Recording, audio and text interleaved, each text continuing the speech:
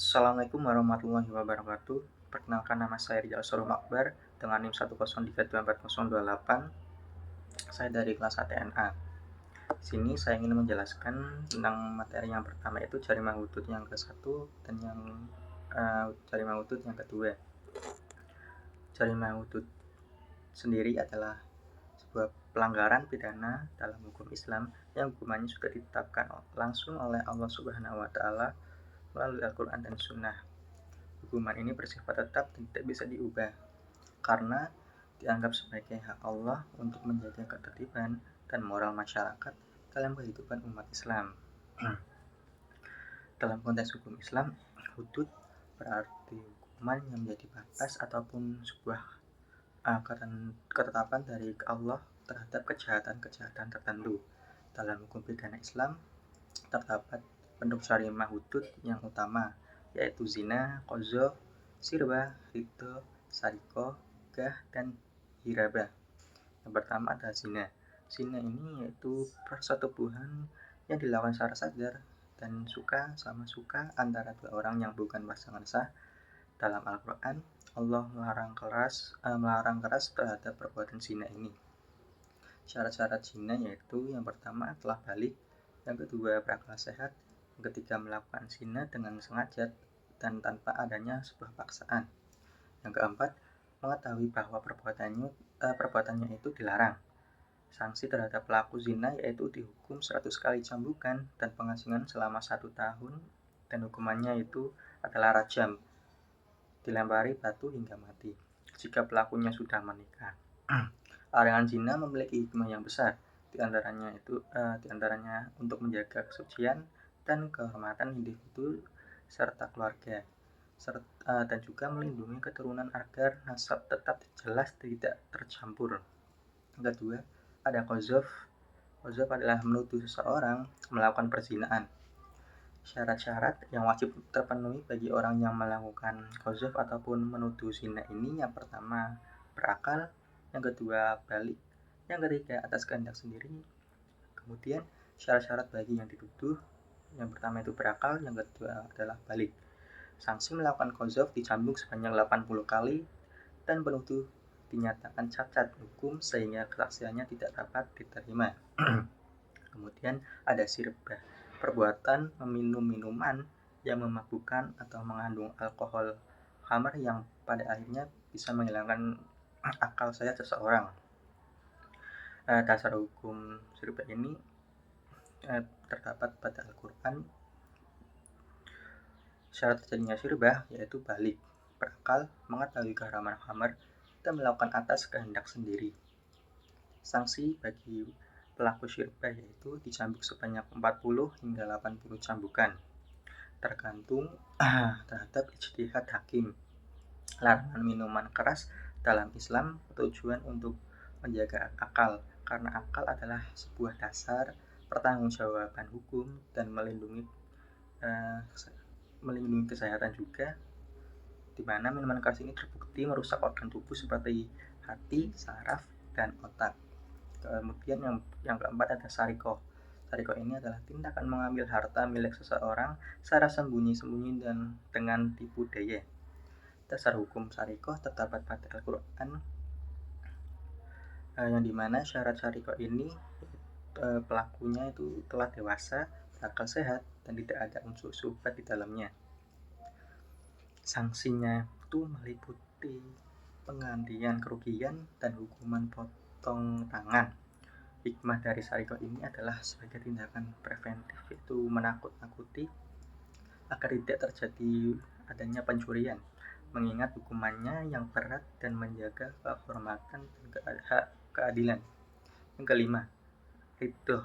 Itu adalah merujuk pada tindakan murtad ataupun kondisi yang dimana seorang muslim keluar dari agama Islam, baik melalui ucapan, keyakinan, maupun perbuatan.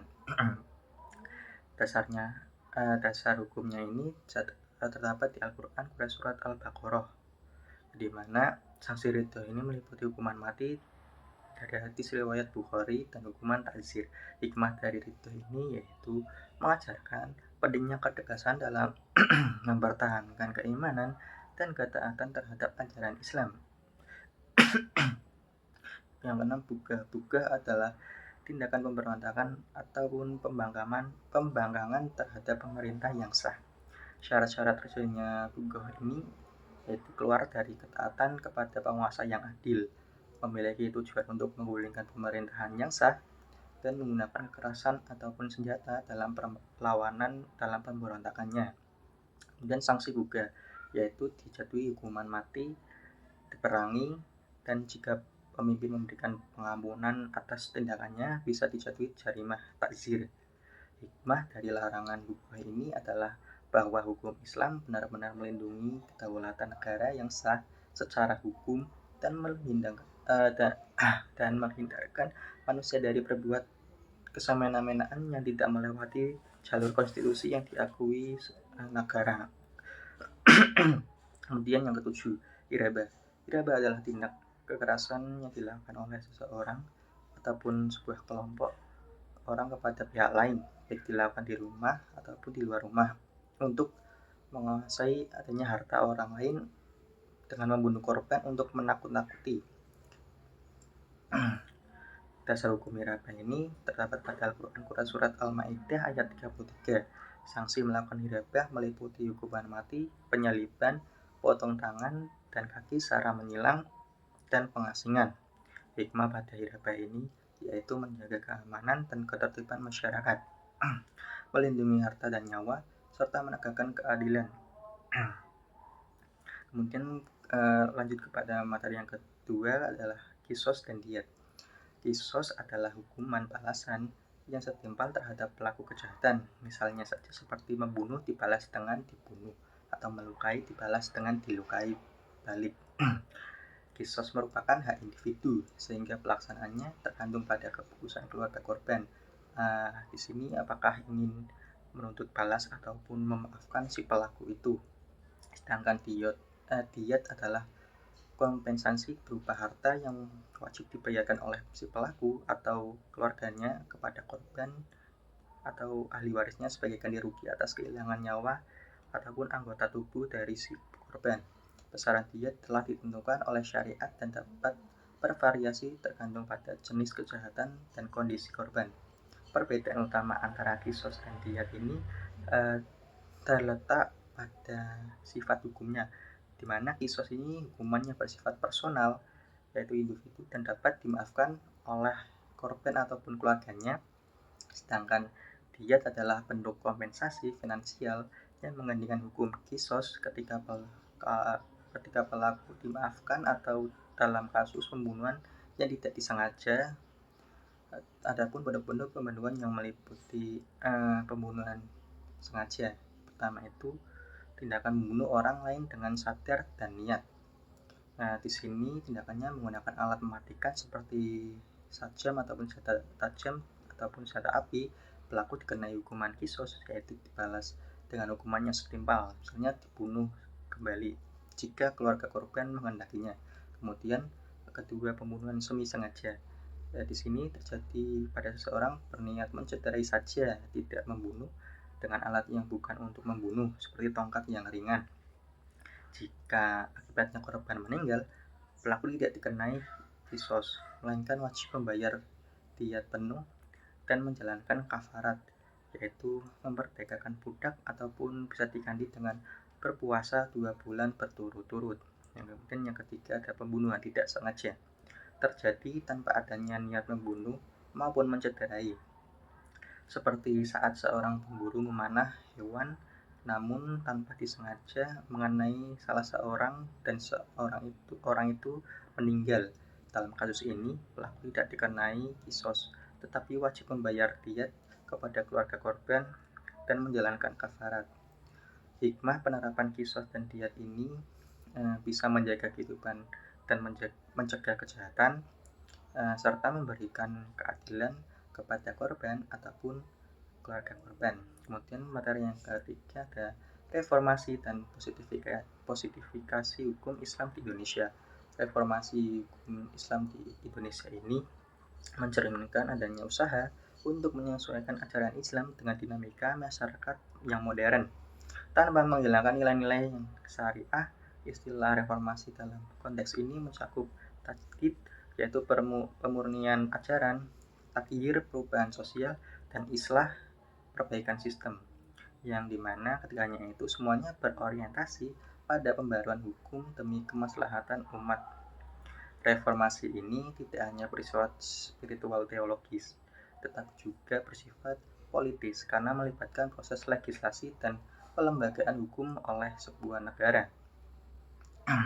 Positifikasi hukum Islam adalah proses pelembagaan nilai-nilai syariah ke dalam sistem hukum nasional melalui undang-undang dan regulasi yang formal. Dua pendekatan utama yang digunakan adalah pendekatan struktural melalui lembaga negara seperti legislatif dan yudikatif, dan pendekatan kultural melalui dakwah, pendidikan, dan fatwa oleh organisasi Islam. Positifikasi ini memperkuat keberlakuan hukum Islam secara legal formal di tengah masyarakat. Reformasi dan positifikasi hukum Islam di Indonesia ini adalah proses pembaruan hukum agar lebih relevan dengan zaman sekaligus tetap sesuai dengan nilai-nilai syariah. Reformasi ini dilakukan melalui dua jalur. Pertama, struktural melalui undang-undang dan peradilan negara, dan kultural melalui pendidikan, fatwa, dan organisasi Islam. Sejak tahun 1970-an, hukum Islam ini mulai masuk dalam sistem nasional lewat undang-undang perkawinan, undang-undang peradilan agama, dan kompilasi hukum Islam. Banyak pembaruan yang dilakukan seperti pengakuan harta bersama, hak cerai bagi istri, wakaf uang, serta zakat yang dikelola oleh negara. Meskipun ada tantangan internal dan eksternal, reformasi ini menjadi langkah penting agar hukum Islam dapat terus hidup, berkembang, dan memberikan keadilan yang nyata di tengah-tengah masyarakat Indonesia ini. Sekian penjelasan dari saya, kurang lebihnya mohon maaf. Assalamualaikum warahmatullahi wabarakatuh.